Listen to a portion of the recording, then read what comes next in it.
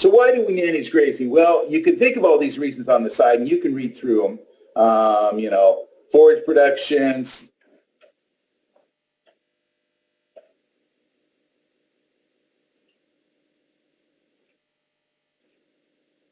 Okay, there we go. It's money. Forage is going to be your cheapest and best feed out there for your animals. And if we looked at animals and if we had nickels and dimes come out of them instead of money, we really start to evaluate our feeding program and what we do.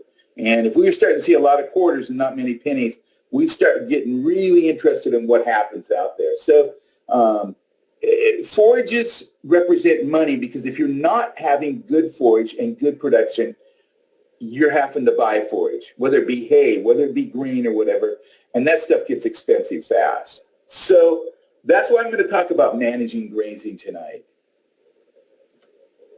So, we think about what are you managing? Well, I have horses or I have cows or I have whatever, sheep or pigs or whatever, and we think about that we're managing the animals, and that's true to a point. But when we really think about pasture, that's really what you're managing. You are managing the grass. You're the ones in control. You're going to decide how much grass really comes up and what's out there.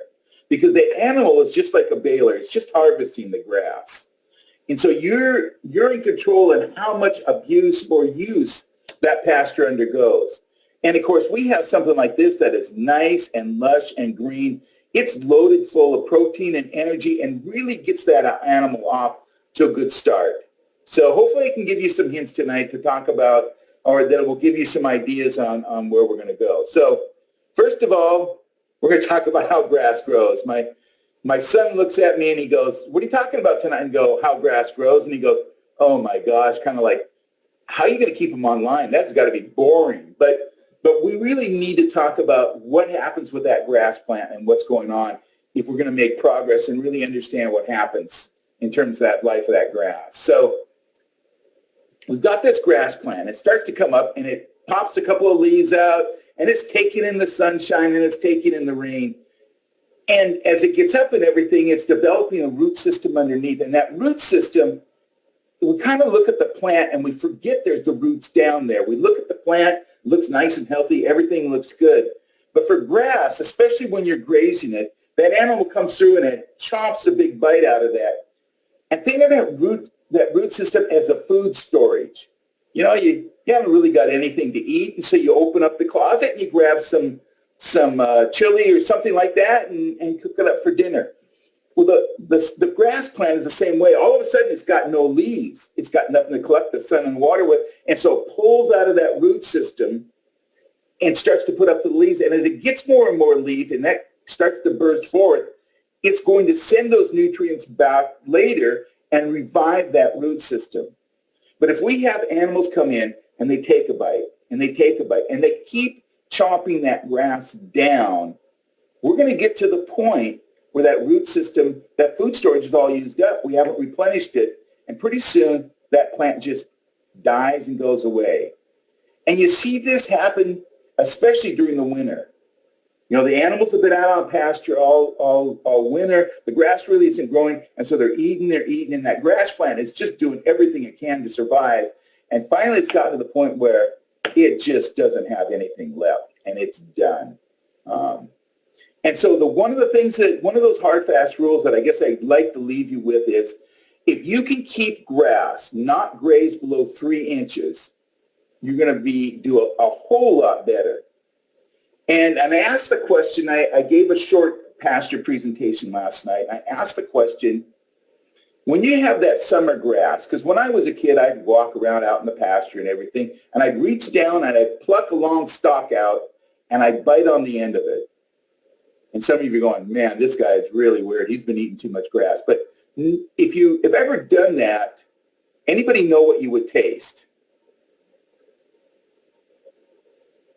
Pretty quiet out there. It's supposed to taste sweet. Sweet. Excellent, Nick. Thank you. Perfect. That's where that plant is storing a lot of its sugars. And especially when that plant comes through the spring and it's growing and getting tall, and it knocks it down and everything. And that plant comes into August and it goes dormant. We don't usually think of plants going dormant. We think December plants go dormant. Grass goes dormant, especially the cold species go dormant in August when it really gets hot. And so they're done.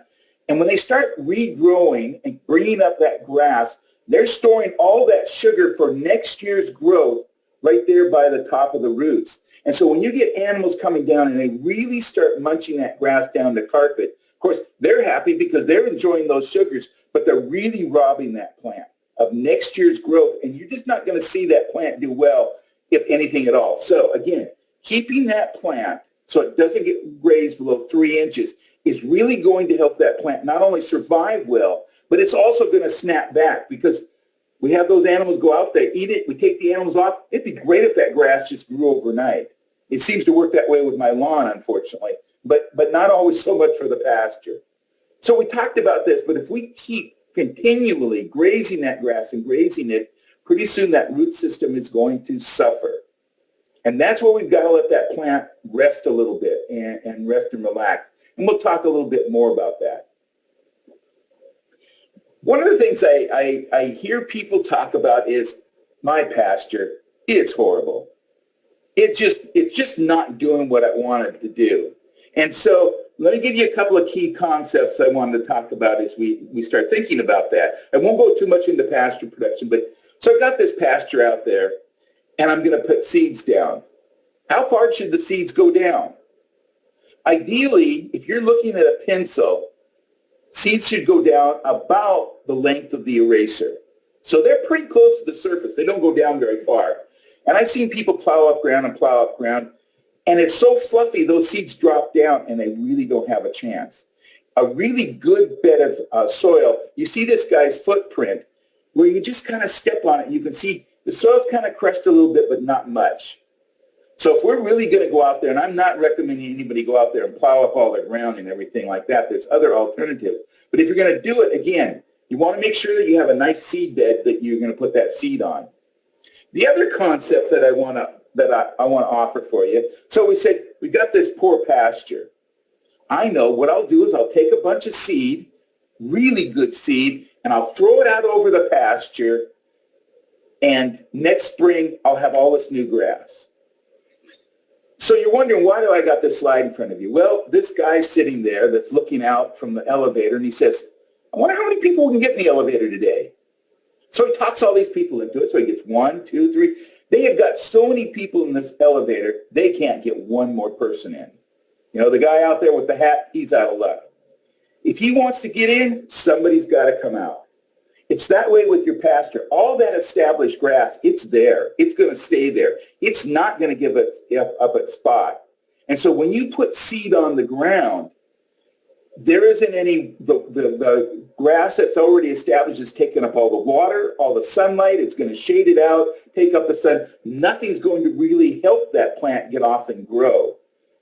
And so unless you have some bare ground or something for that, but if you're throwing grass out there and you've already got a good established pasture, you're kind of wasting your money. You're not going to see that much change. You'll see some change if you go out there and let the animals, you know, and I usually tell people, they say, well, what should you do? I just let the animals graze the heck out of it and ignore everything I say tonight and graze it down to the dirt and then throw seed out there and see what happens. But you've got to have some dirt if that plant is going to take off. You've got to have an empty elevator. You can't have something like this. So we're going to talk about grasses. So the first one I want to talk about is orchard grass. And most of what I'm talking about tonight in terms of varieties, in terms of pasture management, a lot of those things can be found in a bulletin, Western Washington Forages. And if you would like a copy of it, I can send it to you. It's about 36 pages. It's free to download. If I send it to you, then you get all the color shots and everything like that. It'll have most of the notes that I'm talking about tonight. So yeah, you can take notes, but a lot of this is in that guide. So send me an email, garyf@wsu.edu. Happy to send that to you. Orchard grass. Orchard grass is a nice grass. And you can see that seed head that we have showing there. And pretty distinctive of orchard grass. Orchard grass is a great quality grass. it's going to come up and it's so nice and lush. That animal is going to get a lot of energy, a lot of protein out of this grass. Just an excellent feed. Suffers when grazed continually, and you can see that happen. It just, and the animals, they're eating it so hard and they like it so much that, yeah. What happens with orchard grass, you put it in the stand, it comes up, and about 7 or 8 years later, it's gone. It's just not there anymore. It slowly goes out and the native grasses come back in. So orchard grass, great grass, not going to be around forever. Then we've got perennial ryegrass. You saw that one slide. Look at that grass. At least from, if I was a cow or a horse, I'd be looking at this going, man, that looks pretty good. I could put a little dressing on that and make a salad out of it. That'd be great. Really, again, a really high quality grass. Easy to establish. It comes right out of the gate in the spring. It really comes up fast. Orchard grass, a little slower. Perennial ryegrass really comes up fast. It doesn't like wet feet. It likes well-drained soils, and it doesn't tolerate shade very much. And so if you're going to shade it out, you've got some of it under the trees, it's not going to do very well. Orchard perennial ryegrass, again, 7 or 8 years, it's going to be gone. It's just not going to hang around. You'll find some of it out there, but you're not going to see this stand continue to stay there. They're going to eat it and eat it and eat it, and they're going to do really well on it, but it's not going to stay around forever. Then we got tall fescue. Tall fescue is a good quality grass. Fescue has some properties to it that may not do quite as well as some of the others. Not the palatability. If you're out there and your son shows up and he loves eating cake, well, this is going to be more like a muffin, a bran muffin to him. Not bad, but not quite the taste to him that he likes. And so tall fescue. But if you were to go out into your lawn and it's August and everything is brown, you're going to see that tall fescue is going to be green. It stays green all summer. And so tall fescue is really that kind of grass. But if you look at that blade of grass that I'm showing you there, and if you were to run your fingers over it, you're going to find it's really fibrous. It almost is sharp. And I used to, you could tell tall fescue is if you as a kid used to take that blade of grass and pluck it and put it between your thumbs and blow, you could make a whistle out of it. Made great whistles because it was so fibrous, but not quite the grass that it could be. So, but if you plant tall fescue today, 20 years later, you still have tall fescue. It's there forever. And that's one of the good advantages. It stands up to grazing. It stands up to everything. It stays green, just not quite the feed quality. What about Timothy? Most of the time we hear about Timothy hay. And people like to think about Timothy for making hay, and it makes a really good hay. The problem with Timothy is when we think of a grass plant and we go in there and we mow it, and if it's been raining and all of a sudden you see the sunlight, you swear you can watch those leaves start to come up again. It's amazing. But if we look at Timothy, when you cut Timothy, that growing point for that leaf is halfway. And so when animals cut it, it has to send up a whole brand new leaf. Well, in that process, that means that it really takes a long, long, long time to regrow. So in that process, it doesn't snap back. So Timothy, great hay, horrible for pasture. They're going to eat it, it's gone. It's going to take so long to come back, it's just not going to do well. Reed canary grass. If you've got standing water, I'm afraid you've got reed canary grass. My condolences. Reed canary grass should really read reed canary weed. It grows up nice and big. If you've got a ditch or something that has water in it, you've probably seen reed canary grass. It grows up nice and big and tall, these nice feathery seed heads on them, falls over, kills everything underneath, and what comes up is more reed canary grass. It loves water. It's out there swimming around when everything is out there drowning. And so if you've got standing water for 2-3 months, usually reed canary grass is the only thing that survives. And I get people say, well, I've got it really wet. I'm going to go out there and plant reed canary grass. we need to think if there's something else to plant, because this stuff, it grows so fast, the feeding value is like straw.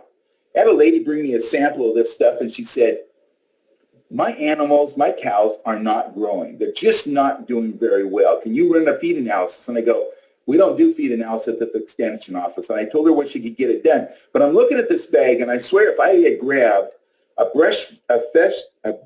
a new bale of straw and put it in the bag, it would look just about the same.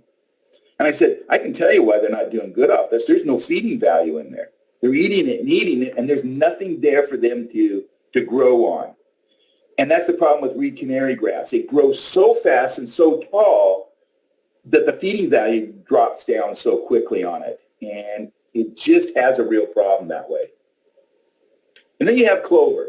It's always nice to have a little clover out there because it boosts the nitrogen for the animals, especially ruminants. Your llamas, not your horses, but your cows, your sheep. They're going to do really well. Your goats, they're all going to have that advantage with that. But again, not much above 10%. And if you happen to be one of those that sprays for whatever reason, 2,4-D, which kills the weeds, it's going to hammer the clover. But again, good quality, boost the nitrogen. You're going to get a high amount of it. You're going to have some bloat. And clover will hang around, not forever, but a little bit. But a pure standard clover, not a good idea for them. They're not going to do well. So what we want to do is, when we talk about grazing management, we're going to go in, we're going to let the animals graze down. We're going to let them graze down to about 3 inches. Then we're going to take them off of it and let it rest for a while so that grass comes back. And then when it reaches that height, then we're going to send them out there again. Now, grass, again, goes dormant in the spring. The fall, it will come on a little bump. It's going to grow really big during the spring, the fall. The spring, it's going to come down, and then it's going to start to lose its edge as far as production goes. So we've got a lot of grass in the spring, not so much in December and probably August. When we start thinking about it, think about your management. When are you working with your animals so that you get the most out of that grass? So let's say I have a cow-calf operation, and I've got all my cows calving in the spring. So the calf drops on the ground. Mom needs a lot of extra milk for that calf because it's growing fast. I got all the spring grass coming on. So she's taking advantage of all that extra grass to nurse that calf. If I fall calf, the calves are growing up over the winter. They're small. They're nursing on mom. Yeah, I'm feeding mom. But in the spring, when they start really munching that grass, again, I got spring grass. They're starting to get to the point where they really need that spring grass, and boom, it's out there for them. So as far as manipulating the grass, when can you manipulate your animals in terms of breeding, in terms of what they're eating, so they're making the best advantage out of that grass? So I'll be real quick here because I think it's worth talking about food, the feed nutrients, the carbohydrate, fat, protein, minerals, vitamins, and water. Energy. Grains, hay, pasture.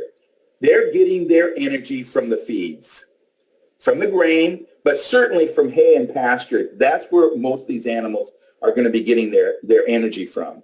And so again, that gets back to we really want to treat them right. But let's look at the protein. So when we think about pasture, especially if they're eating it, the alfalfa, the grass hay, pretty decent in terms of pasture, in terms of protein.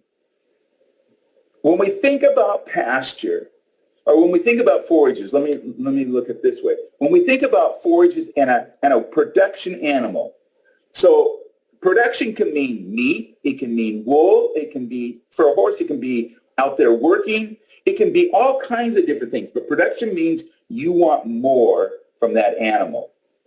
How much protein does that animal need? What percent? Anybody know?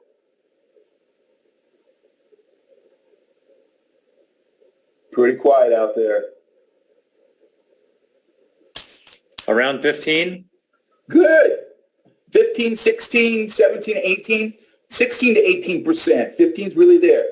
The reason I mention is let's look at cereal grains. 8 to 14%, and 14 is being pretty liberal when it comes to grains. Grains are there to give you energy, but they're not going to give you protein. So when we think about feeding grain, we still have to look at the protein. They're getting their protein from the pasture and the hay. And when we think about them getting that protein, it's coming from nice, lush, immature grass. As grass grows, the protein level goes down, the energy level goes down, and fiber goes up. And that's one of those hard, fast rules. So when you're looking at a bale of hay and you can see it's really mature, I can tell you the feeding value is going to be a lot lower. Because if we're not getting the protein, then we see the protein meals, which have a lot of protein into them, but protein is expensive to buy. You don't want to be buying protein. So feeding, start with forages. Cheapest feed, best feed, cover with minerals, and match grain to production. You don't need much production, you don't need any grain.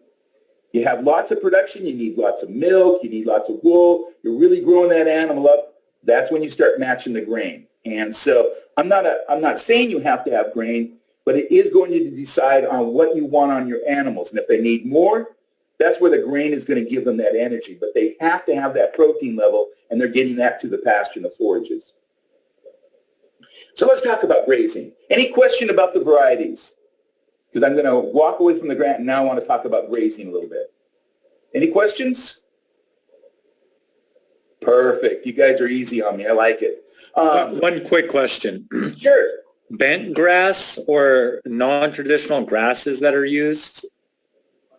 Do you deal with bent grass at all? Yep. And let's think about some of these native grasses. What's the problem with native grasses? There's nothing wrong with native grasses. Native grasses, grass is grass. The animal will eat it. The animal will grow from it. The problem with native grasses is they don't grow very tall and they really mature quickly. And because they mature so quickly, you don't get the feeding value. Because I mentioned that protein and energy go down and fiber goes up as it matures, and you don't get it back. That's what makes reed canary grass such a problem, because the protein and energy, when it's really low to the ground and nice and lush, reed canary grass is not really that bad of a feed, but it grows so quickly, the feeding value drops out. So the native grasses, they don't give you the tonnage. They mature quickly, which means they don't give you the feeding value, so you just don't get them much. So you get your animals out there, they're eating them, and all of a sudden it's a month in the spring, and they're hungry, and there's nothing out there for them. So that's the problem with the bent grasses. There's nothing wrong with it as a grass. They're just not giving you, if you're looking for feed, they're not going to be able to sustain that animal. Now, if you got one animal per 10 acres, you're fine. You got plenty of bent grass. But if you've got 2 animals per acre or 3 animals per acre, in the spring they're going to be fine, but there's other times where they're going to need that grass, and you're going to have to either buy feed or really help them out. So cattle grazing. Other questions on varieties? Good question. So cattle grazing. Cattle have bottom teeth and an upper pad. And I got to tell this story about a 4-H kid. 4-H kids are so creative. We had this 4-H kid that took her cow to state fair, and she put this little sign in front of the cow and said, she had her teeth knocked out by the cow next to her, and I'm trying to buy dentures. Would you please contribute? Cows don't have any upper teeth except the molars in the back. She collected $32 from people that were going to buy that cow dentures before the 4-H leader saw the sign and took the money and that. She was going to use it for rides and that.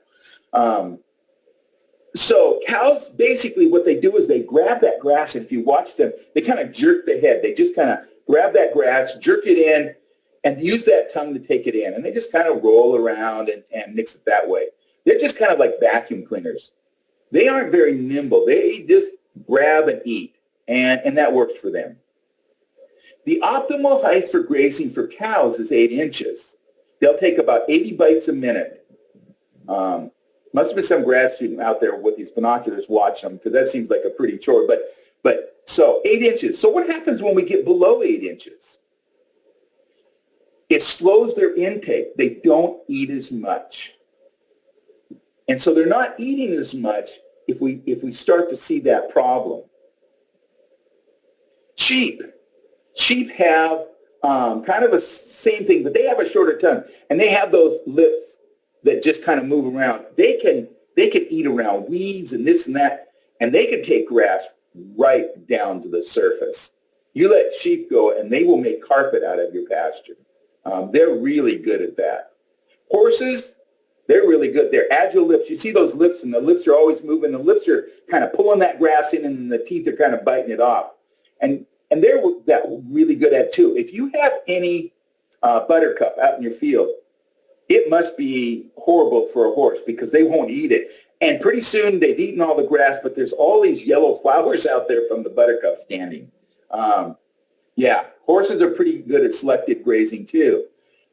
They're really good at overgrazing. And you see this picture with the horse sitting there. Yeah, it's just about carpet stage. And they've let that animal eat everything down, and there's not much left. So when we talk about this, I keep hammering maturity, but I can't hammer it enough. As that maturity goes on a forage, whether it be grass or whatever, the more mature it is, the less feeding value. It's just a lot more fiber. But that also affects the intake. When we start thinking about animals and what's going on, as that maturity goes up, it also affects the intake. So let's think about an animal and you're feeding her straw. You wouldn't normally do that, but we're going to feed her straw. And so she's eating and eating and eating, and pretty soon she's full. She's eaten all the straw she can eat, but there's no nutritional value in it. And for that reason, she can literally eat herself to death. She's eating and full, but there's no nutrition. There's not enough protein, not enough energy, and she's going to start to get thin. So it's not just the fact that it's a poor quality feed. They just can't get enough to really support what they need to do. So we see them out there. And again, this side just shows fiber goes up, protein energy goes down. It's just a fact of life. So the average animal is going to take about 2.5 to 3% of its body weight in a day. As that digestibility, and digestibility means how will they like it? You know, if I look at the difference between broccoli and cake for my son, digestibility for him is cake is a whole lot higher. He's really enjoying that. So as the digestibility, this decreases. So as the forage gets more and more mature, they eat less and less of it. So not only is there a problem because there's not enough nutrition in it, they're not eating much of it. And the fiber slows it down, so they're just not getting what they need. And so I have this experiment that I want to try. So I've got a 1,200-pound cow, and she's going to eat about 30 to 36 pounds of good quality dry matter each day, which gives me about 200 pounds of grass at 85% moisture. So I'm going to borrow Nick. Nick, I need you for this experiment. So I'm going to hand you this big bag, and I'm going to hand you a pair of scissors. And I'm going to send you out to this field, and I'm going to have you cut 200 pounds of grass for me. And that grass is standing, about 18 inches tall. So, Nick, I really appreciate this. If you just go out there and cut 200 pounds of grass for me. Art, I'm going to need you to do the same thing. Art, I'm going to give you a bag. I'm going to give you scissors. I'm going to let you cut 200 pounds of grass. Unfortunately, the field that I'm sending you to is only about 2 inches tall. So, Nick, you're going to come back after about an hour and go, well, that wasn't so bad. I got my 200 pounds. I'm going to relax, get a lemonade, and sit out of the hot sun. Art's going to be out there half a day. It's going to take him forever. And the point that I'm trying to make is, if you're looking at your animal and she has always got her head down and she is always eating, she's not getting enough food from that pasture. She's working really hard. Animals should have that break time, that time where they're kind of watching you go down the road. You know, when you're not looking, they're talking to the other cows and find out how the Blazers did last night on the game, those type of things. And so they're out there having some relaxing time and chewing cud and things like that. But if there's not enough grouse out there, they're working all day to get that forage into them.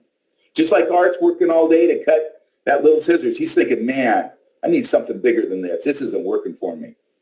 So keep an eye on your animals. Do they have their head up? Do they kind of walk around? Do they have some free time? Or are they always eating? Always eating. That tells you something. They're just not getting what they need out of that pasture. So we're going to take a look at some pastures. And so I'm hoping that some of you will indulge me. When I'm in a class, this works a lot better, but I'm going to go for it anyway. So I want you to tell me what you think of these pastures. Speak up, please. So, what do you think about this pasture? What do people think? Good, bad? What do you see? What do you don't like? Come on. Give me a feeling. Anybody? It's a little bit short. Okay, it's a little bit short. It's not too bad. I look at this first goat and I can kind of see the feet. But when I look at the goats up on top of the hill, it covers their hoof. So I'm thinking probably about 3 or 4 inches. Good point. What else? It's not too weedy. It's not weedy at all. It's really consistent. It looks really good. Good point. Thank you. What else? Nobody's mentioned the obvious one. Come on. It's green. Isn't that nice, lush grass green? It looks great. It's not too mature. The grass looks level. The weeds. This is a pretty nice pasture out there. I don't know who they're looking at. Certainly not the cameraman, but yeah, this is a pretty nice field. They're going to do really well on this one. So what about this field? Tell me what you see. It's green. Okay, it's green, so the animals should be happy. Some of them are laying around out there. They're relaxing, so they seem to be getting enough feed. Anything else? It appears there's items they don't like because there's taller areas and shorter areas. There's taller. Deal. Thank you so much. I almost had to, I thought I was going to have to prompt somebody for that. So we have these areas, and if you can see my pointer, you may not, but you can see some areas where you have taller grass. Now, I could admit that maybe this was unfairly fertilized by one of those cows versus the area next to it. But I really think what happens is this is a special type of grass. And so I'm going to name this grass after my son. And this grass is called broccoli grass. The grass right next to it that's really been eaten down, that's pizza grass. So the cow comes over here and he's eating the pizza grass. He likes the pizza grass. Then he gets over to the broccoli grass. Not so much. He goes back to the pizza grass. And so we start to get these bumps of everything. What happens after 3 or 4 years in this field? Any thoughts? The broccoli grass takes over. Yep, we're going to have a field of broccoli grass. So, that's a concern. So if we don't want to go out there because the grass is pretty lush, one of the things that we could do is we could go out here when the grass starts to get like this and just mow the field. Make it all start at the same point. Make them all start to eat all the grass at the same time. And so they go through and mow the field instead of leave something like this. Okay, I'm thinking that everybody probably knows that these sheep have been on this field a little bit too long. And they've got it down to carpet stage, which is always interesting to me because the field on the other side, if you look behind them, man, there's a lot of grass over there that isn't being used. But they've overgrazed it. And so we've let these animals come in and they're eating. They probably got their heads down all day because there just isn't anything there. And we look at these fields and people see green grass out there and they go, man, what a nice pasture. There's nothing out there. There's nothing for them to really feed themselves. They're taking all day to just get anything. What about this field? I always like to ask the question, does anybody know where this is at? Okay, Pendleton. Eastern Washington? Yeah. This would be the back door to WSU. So if you were over at WSU and you were going out towards the airport, this is what you see out in the fields. And I like to bring out when WSU had a goat herd, this was their goat herd. The reason I show this slide is because for them, this is as good as it's going to get. They're not going to have green grass. They're not going to have this variety or that variety. What they have is kind of scrub. That's not so bad. They're going to get out there. They're going to get a little exercise. They're going to get a little forage. Yes, they're going to have to come in and they're going to have to be fed more. But we all don't have the perfect pasture. We wish we did, but we don't. And so, maybe it's not perfect, but make your pasture do what you want it to do. Maybe it's not good, but the animals are out there. They're enjoying it. They're certainly not inside and keeping the barn all muddied up for you. So there's nothing wrong with that. So pasture aren't all created equal, but there's still some value in that pasture. Okay, now we're back to Western Washington. What do we see about this pasture?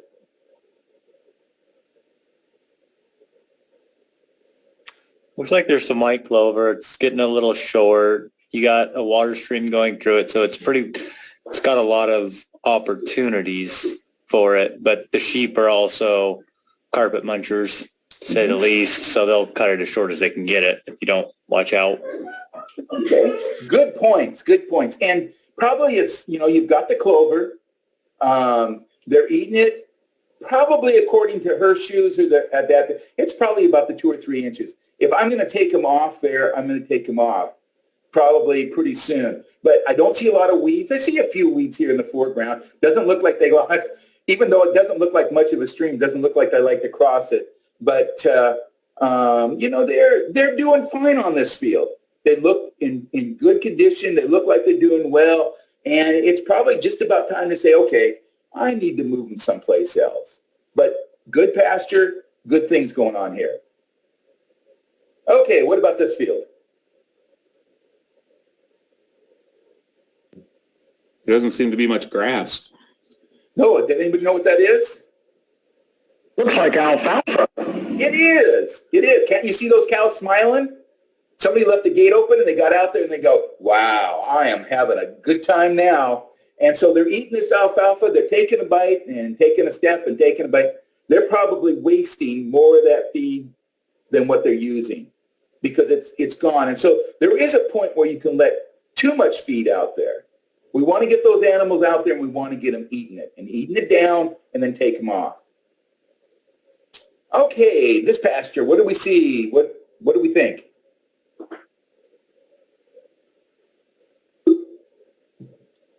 Time to start over. Well, it looks kind of rough and everything like this.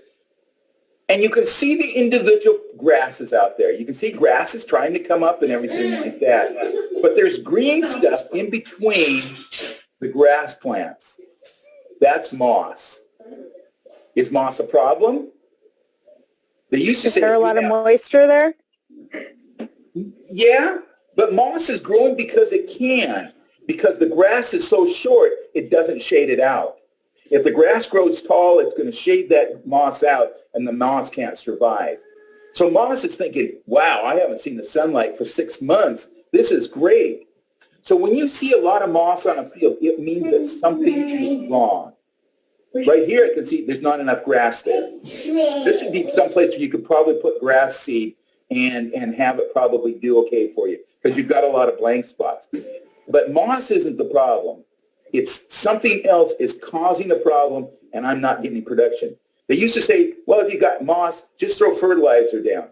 But there's not enough grass out here to really use the fertilizer. What's going to happen is some of those weeds are going to come up, and they'll be using fertilizer. So you start seeing moss, you got a concern. You got to really think about, okay, what are we going to do here?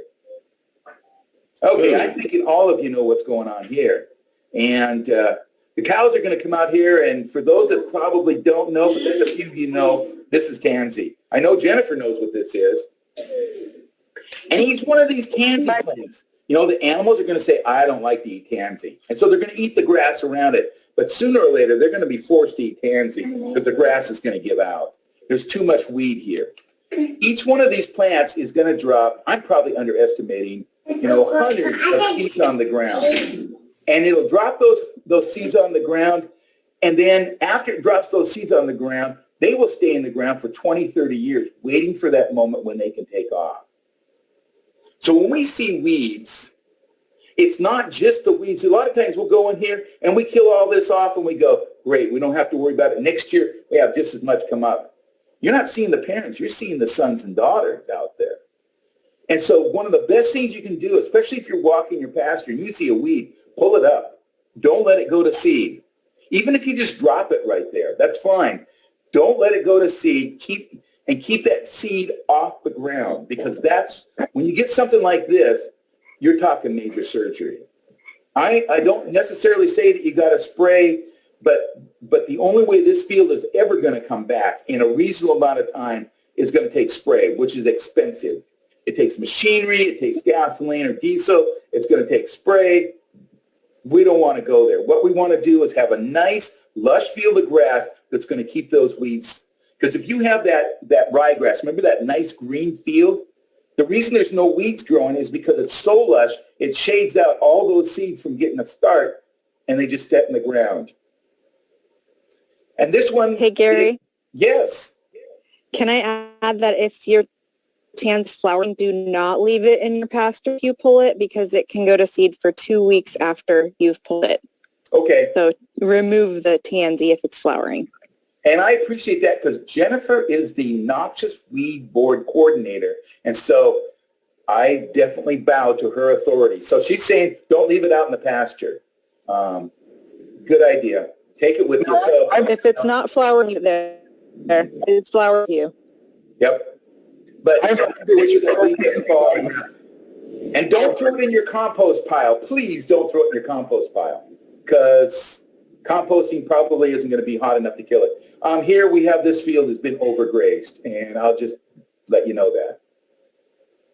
This field, problem with compaction. You see these guys come down here, they're drinking the water, they're making mud, they're kind of trying to figure out what's going on and everything.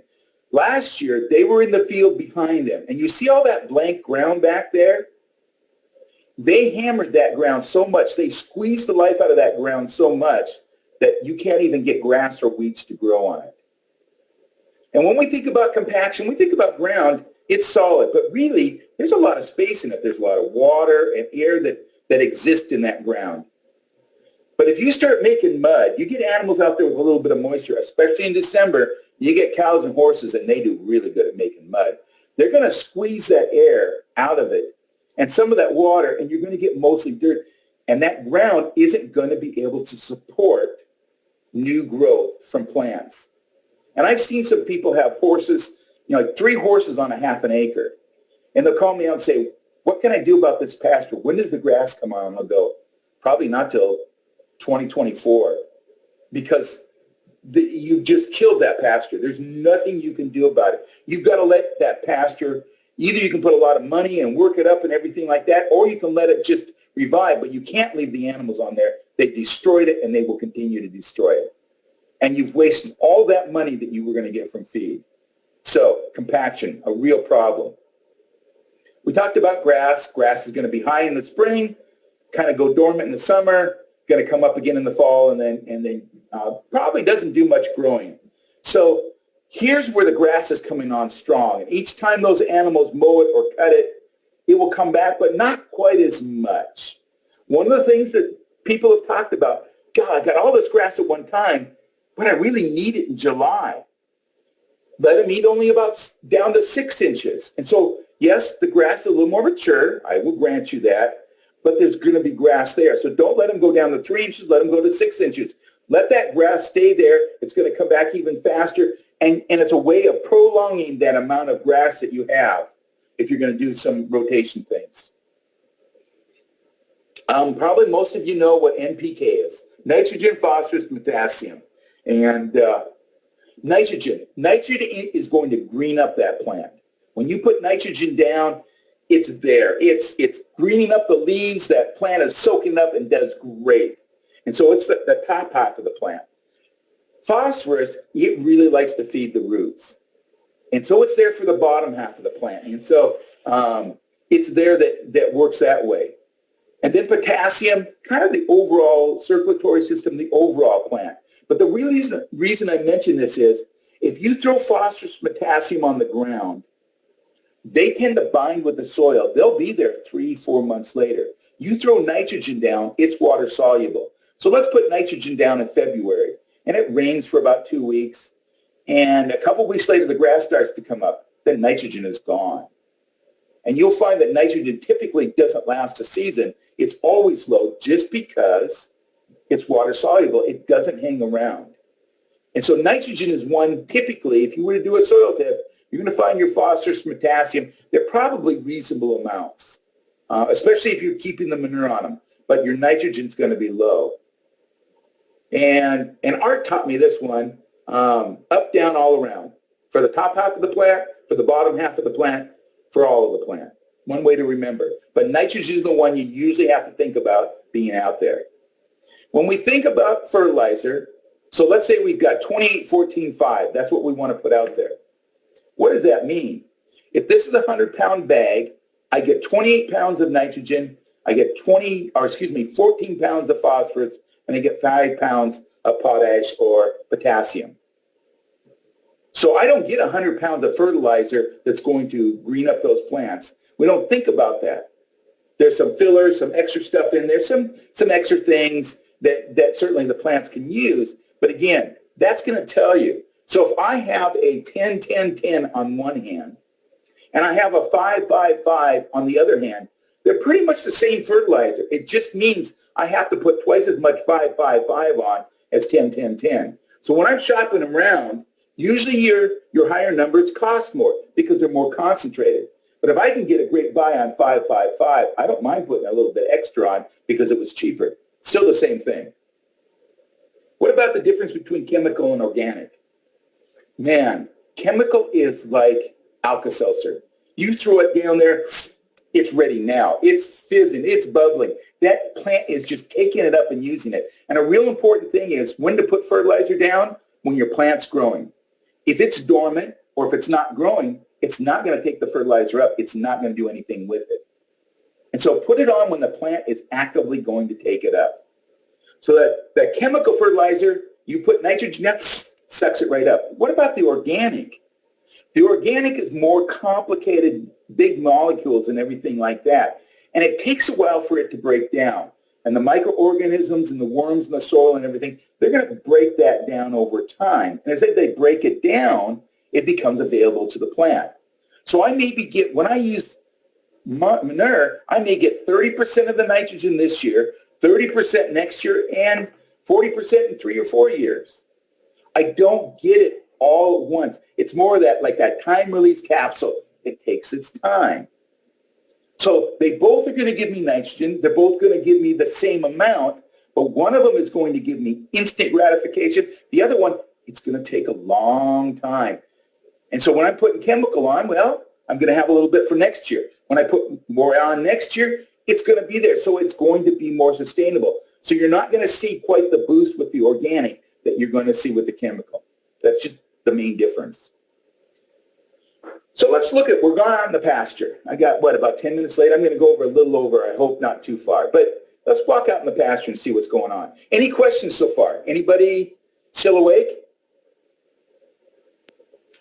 What fertilizer would you recommend using overall for the Cowlitz County area? Like, I did some 4600, which just greened it up, but I know a lot of people used to use ammonium nitrate, but you can't get that anymore, so a lot of people switched to ammonium sulfate, but nobody's really gave me a clear direction on what's the magic number for our area. Well, I'm going to use the typical extension agent reply and go, get a soil test. And you're going to go, oh, geez, please, give me a break. Chances are you have, if the animals are out there and they're putting manure on the field, chances are the potassium and the phosphorus are staying with that field. It's really interesting because I'm digressing, but I think it's worthwhile to talk about it. If we think of that field like a bathtub, and it's just a box, it's a closed system. The animals, they eat the grass. The manure goes back on the field from the animal. The manure breaks down and feeds the plant. And so it's kind of like this. It's Lion King. It's the circle of life type of thing. Well, that's great. For dairy farms, the problem was that they were bringing in a lot of grain, and they were taking the milk away. So they're adding all this grain. They're adding all this phosphorus and potassium to the fields. After 20 years, we started to see phosphorus potassium levels so high the plants couldn't survive. And it's not like you can go out there with a syringe and suck the phosphorus and potassium out. And so there were, yes, a little bit of milk was going off the field, but basically think of your plant. So if you have animals there, think of it as a closed system. You've got some feed going in, but probably not very much. And you don't really have much going off. So the phosphorus, potassium, it's probably pretty good. Maybe a soil test every 1 to 5 years just to see what's going on there would be good. But the nitrogen, yeah, you're going to get your big bang from the buck on that one. And that'll green things up. That'll make it look good. And so what you use probably works great. But if you're not seeing the grass do as well as you want, I would say do a soil test and make sure those phosphorus and potassium levels are good. The other thing is lime. And lime is a real debatable one, bringing the pH up, because you're probably around 5.5 to 6, which grass doesn't do quite as well as the lower pHs. It wishes it was 7. I don't know if you're going to get your money back out of the lime. And if I had to put money in, I'd put it in fertilizer first before I put it in lime. You get money out of it, but again, that's just my opinion. Hey, Gary? Yep. Yeah, there was a question from Alicia. Can you burn the plant roots by using too high a nutrient ratio? And I responded back, you don't want to over fertilize. If you put down too much, you can burn the plant if you want to add to that. Yeah, and that's true, but usually it's pretty hard, especially when you look at, and that's one of the reasons for the fillers in there, because you're not putting down 100 pounds of phosphorus, you're putting down a smaller amount. And so, they talk about chicken manure because it's so hot. We're afraid of damaging the grass. It can be from a mineral standpoint, but typically you're not going to put that fertilizer on there at that high rate and have a problem with it. So you're typically not going to see the grass get burnt out and have a concern too much that way. And it costs. You're going to put fertilizer out there, it's going to cost you something. So you're going to be really cautious about how much you're using and not over. It's not like the garden where, yeah, I can throw all I want out there. Hopefully that answered your question. Okay, so we're going to walk the field. We walk the fields. First of all, we want to see how the grass side is. Now, it'd be nice to have one of the handy-dandy pasture sticks that used to make them, but we don't see those much anymore. But, if you're looking at the top of your shoes and the grass is over your top of your shoes, you kind of have a good idea of where the height is. And again, we want to take a look. Is the grass look like this one with these dairy cows, the black and white ones? It's green, looks pretty lush, not much grass out there. Or is it the one for the beef cows where it's looking a little worse, a little more weed out there, not quite what we want in terms of a pasture. So when we monitor, what we really want to do is avoid overgrazing. And now I get you to think about a question. So I have a question for you. I've got 2 pastures here. Pasture A has 1 animal, and it's going to graze for 100 days. Pasture B, it has 100 animals, and it's grazing for 1 day. Which pasture is going to have more problems, A or B? I gotta get those Pasture brain B. cells working. I heard somebody say what, Jennifer? I said pasture B. Okay, pasture B is going to be more problem. What else? Anybody else? I said pasture A is going to be more problems. Okay, pasture A is going to be more problem. Any others willing? Last chance.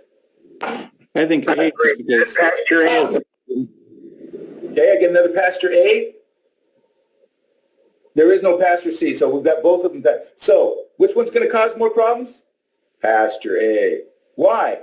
Because of pizza grass. This animal's eating here. It's eating all the pizza grass. It goes over here. And in the other corner, it says, this is all broccoli grass. I'm not going to eat this. And goes back to where it was. And so you're going to get that field is going to start to, it's going to start to become uneven. And that animal is going to self-select. Whereas when you have 100 animals, if one of those animals goes, I'm not going to eat this bite right now. I'll save it for a little later. Another animal is going to come over there and munch it. They are going to mow that field nice and even across and take it right down. They're going to eat their broccoli and pizza both at the same time. And so you're going to have less overall problems with the 100 animals for 1 day just because they're mowing that field. So when we start to think about pastures, again, we're going to look behind us. When we take those animals out, what was that pasture at? Hopefully it was at least 3 inches, maybe a little bit more. What's it going to take? How long is it going to need to snap back? And again, it's going to take some time. You can't put animals right in overnight and think that it's going to be okay. And what are we going into? this field looks great. It's got some grass. It's got probably about 10 inches of great stock on that. And so they're going to do really well on there. But if there wasn't any grass out there, they're just going to mow it down more. And so how do you know if you're doing a good job? We need to talk to the participants in this one. We need to be looking at our animals. And they're going to tell us, are we doing a really good job? Well, they're not going to necessarily give you a call and say, hey, man, the lower 40, it's overstocked. We need to be doing some changes here right away. We're going to talk about body condition scoring. And I could go into a long, and I'm getting close to my hour anyway, and I'm going to go over a little bit. But body condition scoring is looking at that animal and saying, does it have adequate amount of fat? Because we have this one doe right here. She looks great. Then we have this one, not so much. She's been missing in the groceries. There's some ribs showing. She's just not looking very good. And then we have this one. She is well loved. She hasn't missed too many meals, and in fact, she hasn't missed too many desserts.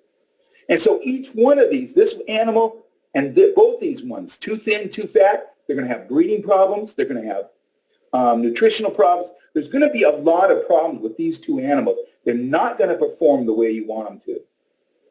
And so we're looking at how we can keep that animal. And, oh, I hate it when it does this. Let's see. Excuse me for a second. There we go. Oh, I need to go backwards. There we go. So, body condition scoring. What we're going to look at is the top of that animal. She's going to store her fat over the backbone. She's going to store it over the ribs, the long ribs, the short ribs. She's going to store it in the thorough region between the hip and the pin bone. It's not going to be in the neck. It's not going to be in the stomach. It's not how big the belly is, not like us humans. And so that's where she's storing that extra fat. And so as we start to look at animals, what I'm going to do is I'm going to take you through a set of slides looking at the body condition of beef cows, 1 through 9. They're scored 1 through 9.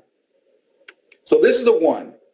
And if we look at this animal, we can see the ribs, especially look at that top of that animal. And if we think, and hopefully you can see my hands, if we think that animal starts to grow, and if she starts putting fat on, that top line just anchors that skin, and it just starts to really flatten out as she gains weight. So she's looking pretty sharp. And when I say sharp, she's got a real sharp angle over the top of her. Then we look at the next one, 2. Again, not carrying extra weight. We can see the short ribs. We can kind of see the long ribs. She's looking pretty sharp, pretty caved out in the thorough region. Then 3, a little more texture to her, but again, she could stand some groceries here. 4, oh, okay, 4 is starting to look like she's got a few more groceries on it. We can see the ribs here, but she's looking pretty good. She's got something that, she's got that. She looks a little bit more healthy about her. Then we see 5. We're about midway, and you're going to start to see the ribs disappear. And look at that back. Look at how flat that is now versus how sharp it was before. And this thorough region is starting to cut in. Then we get 6. Oh, yeah. That back is really starting to flatten out. You're not going to see any ribs anymore. Then 7. Then 8. Oh, yeah.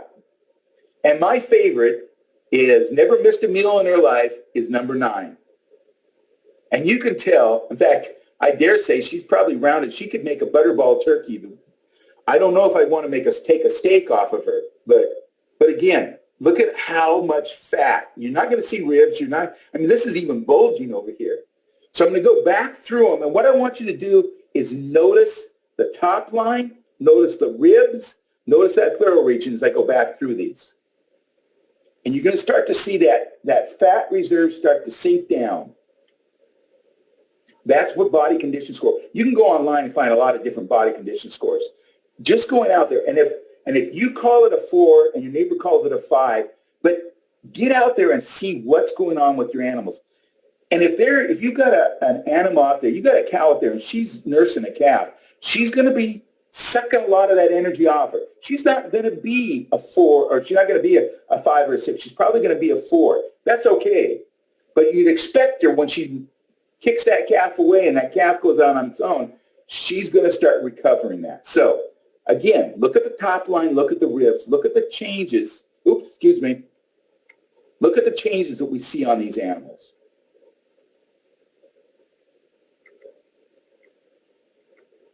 So how are we going to manage grass? So we want to manage the grass. What does that really mean? We're going to start to create more pastures. We're going to subdivide. Now, there's always this, the long-term grazing. We throw them out there. We ignore them. We got no fences or anything. If you got one animal, 20 acres, you're not going to worry about rotating that animal. You got more grass and land that you need to worry about. But if you've got too many animals, again, there's not much grass out there for them to eat, and this person is buying feed. So we're going to think about rotational grazing. Oops, going the wrong direction. So rotational grazing just means moving them through the fields. And in here we have animals go to field 1.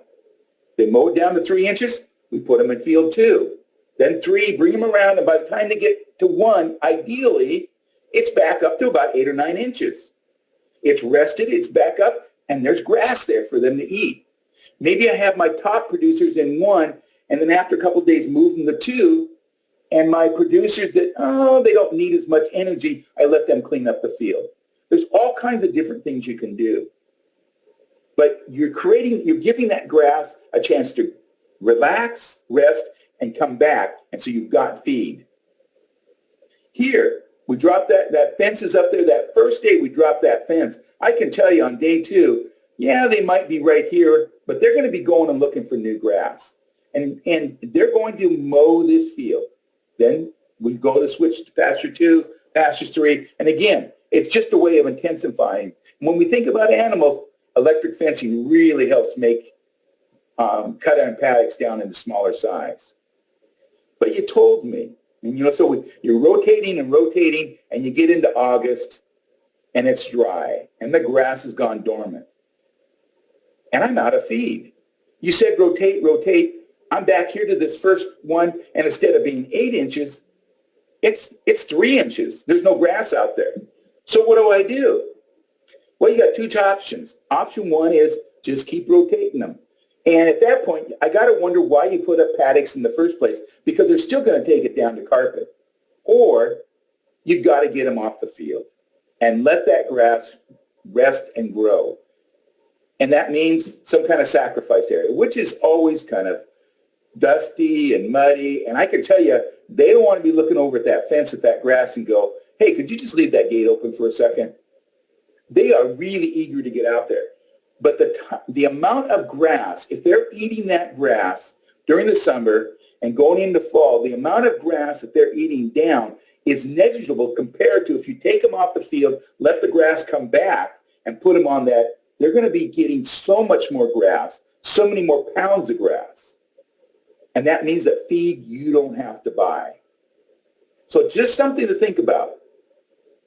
Also, facilities, water, fencing, what you have. And the bottom line is time, because your time is money. So when you think about a grazing system, think about what works for you. If you work 80 hours a week, you're not going to be going out there moving animals. If you have kids in slave labor, you will.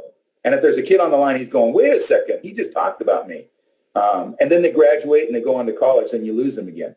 So think about what works for you. And you can have all kinds of different systems out there.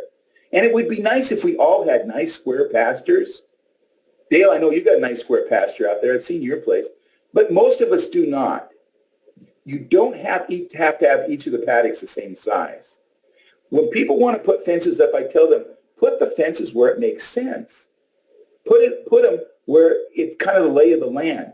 This pasture, the first pasture, it's a little bit smaller. Then they get bigger and bigger. Well, they just spend more time out there. That's okay. And that works just fine, especially if you go, man, I'd like to try that new grass seed out there. Well, just put it in one pasture. Let it come up there. Let them go, because they can't use that pasture where that grass is growing, and see, maybe it works great. And you go, man, I'm going to try that in another pasture. Or, man, that didn't work at all. I'm going back to the stuff I had before. So it's kind of hedging your bet a little bit. Same thing here. Got this field. We're putting out different fences. They don't all have to be the same size, just have to be what makes sense. So when you have grazing schedules, again, be flexible. Weather, there's so many different things that have an advantage. And if there's anything I can say, keep records. Take a look. Pictures is a really good way. My wife, Grandma, has over 9,000 pictures on her phone. If you ever hear this cry in the middle of the night, it's because her phone broke and she lost all those pictures of all the grandkids. We don't have 9,000 grandkids, but she takes pictures if they do anything because it's adorable. You can have plenty of cameras. Go out there and take pictures and take a look at what's on your field and what it's doing, because 5 years from now, you won't remember what you had, and you're going to base decisions on what you used to do. Think about what you used to have and how it worked out. Didn't work out, try something different. If it did work out, do it again. Control weeds. Don't let them selective graze. Drag the pasture. And with that, I went 10 minutes over. That's all, folks. So I am ready for questions. We have a few of you that hung out with me this long. What can I answer for you? All the chat questions were answered, Gary. Okay. Hey, excellent.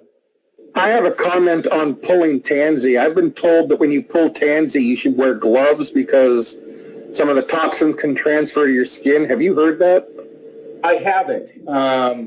I would think that if you're pulling a lot of it, and just from, especially pulling a lot of it. Now, but I do know that if you're talking about poison hemlock, that's true. You can pick up some of the toxins from the plant. Tansy is poisonous, and I will grant you that. Oh, Alicia is on, so I can tap Alicia for this answer. Tansy's poisonous, but it's not a high degree of poison. It's a little bit. Animals that eat one tansy plant, that's not going to really have a problem. They start eating a lot of tansy, and Alicia says, yes, it depends on how much you pull. So if you're pulling one plant, you're probably not going to have a problem. Not with tansy. Canadian thistle, you want gloves just because of the sharpness, but again, not a problem that way. But if you start getting into a lot of it, then, yeah. Alicia says she touches tansy all the time. So and has not had a problem.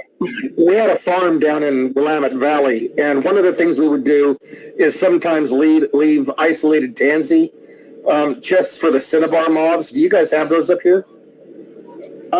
Cinnabar is fine. The problem, I'm not so sure that I would agree to that. I mean, what happens is the tansy, you get a lot of tansy, then you get a lot of cinnabar, so the tansy goes away, so the cinnabar goes away. So cinnabar, Lisa, you can correct me, is always a little bit behind. So tansy goes up, cinnabar goes up. Tansy goes down, cinnabar goes down. It doesn't really get rid of it. It does help. And you have to hope that you have it. I think if you've got grass out there, I would pull the tansy plants, especially knowing those seeds are going to stay around for a long period of time. Because I can promise if you've got tansy, you're always going to have a couple of tansy plants. I think that Alicia and I both agree with you, Gary. Oh, excellent. Man, I get a gold star for that. It's I noticed cyclic. Jennifer was up there. You're at the top of the screen. Okay, that's right. Oh, it's cyclic. You're exactly on. It's when there's more tansy, then the cinnabar moths have more food to eat, so they will increase their population. As soon as they eat too much of their population or of their tansy food, their population will drop. So it follows behind on a curve, like a roller coaster. Yeah.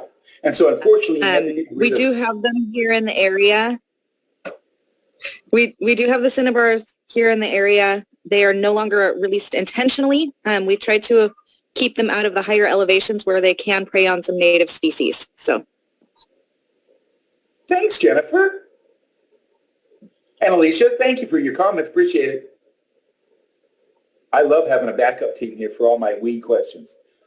Anybody else? Do you guys ever do like on-site consultations? I've actually tried to have a couple different people come out and look at my grass and give me some suggestions and their thoughts on it, but I haven't found any grass specialists other than you. In the last year, I've talked to farmers, I've talked to seed planters. Everybody's like, yeah, figure it out on your own. Well, and I hate to say this, it's kind of like if you have a sick cat. When you ask people about a sick cat, everybody is a veterinarian and an expert. But when it's their cat, they're asking other people. It's amazing how much knowledge we have when it's somebody else's problem. Yeah, I do visits. I like to do visits by Zoom now. I'll have somebody take their phone out there and they're showing me their pasture and everything like that, and we can talk about it. Because a lot of times I've gone out to people's stuff and it's pretty straightforward on what's going on. And so most of the time I'll have people send me pictures. We can figure it out. If we can't figure it out, then I'll stop by. But it also depends on where it's at. If you live in Pullman, it could be a long time before I visit.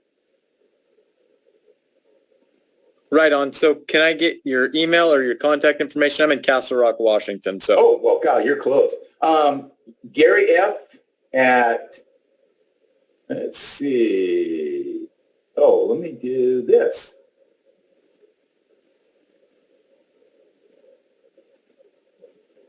Oh, gosh darn. That's not what I want. It was up there for a second. Yep. There it goes. Gary F. at wsu.edu. And I'll leave it on the screen for a minute. Perfect. I greatly appreciate it. You have been a wealth of knowledge on this one. Anybody else? Other questions?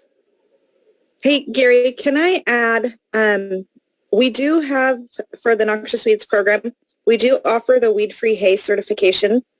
So any of you who have horses and pastures and maybe taking your horses out to the federal forest land for adventures or things like that, those areas require the weed-free hay.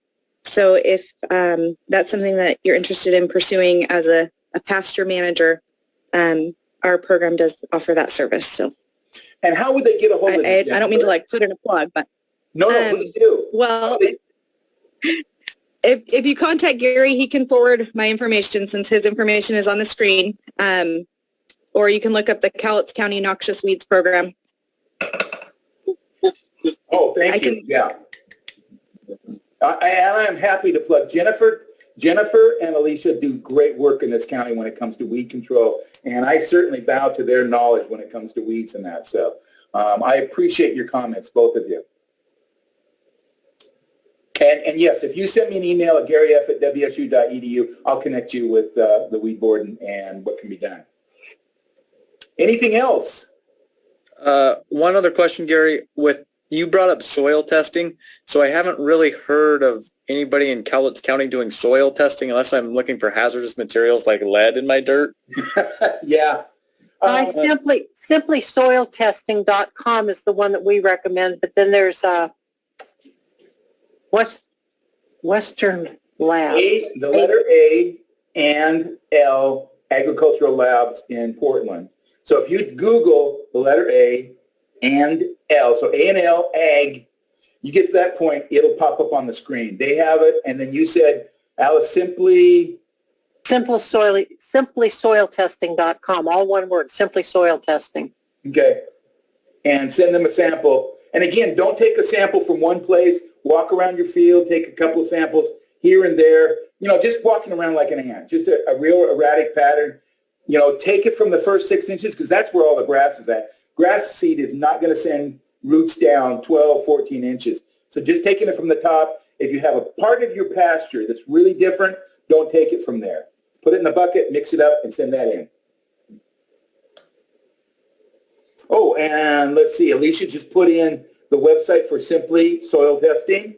And then she also in the chat box put in for how to get a hold of them at the weed board. So, Alicia, thank you so much.